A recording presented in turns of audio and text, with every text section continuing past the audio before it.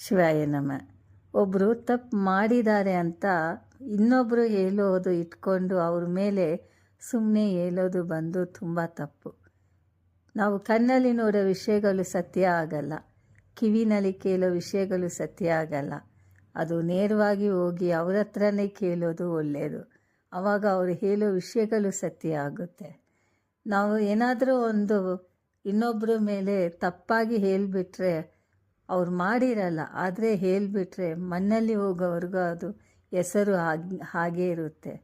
ಅವರು ಮಣ್ಣಲ್ಲಿ ಹೋಗಿದ ಮೇಲೂ ಅದು ಹಾಗೇ ಇರುತ್ತೆ ಹೆಸರು. ಅದರಿಂದ ಇನ್ನೊಬ್ಬರು ಹೆಸರು ಇಟ್ಟು ಮಾತಾಡೋದು ಅದು ಒಳ್ಳೆಯದಲ್ಲ. ಇವರೇ ಮಾಡಿದ್ದಾರೆ ಅಂತ ಅದು ಸತ್ಯವಾಗಿ ಗೊತ್ತಾದರೆ ಶಿಕ್ಷೆ ಆಗೇ ಆಗುತ್ತೆ. ಇಲ್ಲ ಅಂದರೆ ಅವ್ರ ಮೇಲೆ ಸುಮ್ಮನೆ ಆದರೂ ಆ ಹೆಸರು ಕೆಟ್ಟೋಗುತ್ತೆ. ಅದರಿಂದ ಮಾತಾಡುವಾಗ ನೋಡ್ಕೊಂಡು ಮಾತಾಡಬೇಕು. ಶಿವಾಯ ನಮ. ಗುರುವೇ ಶರಣಂ.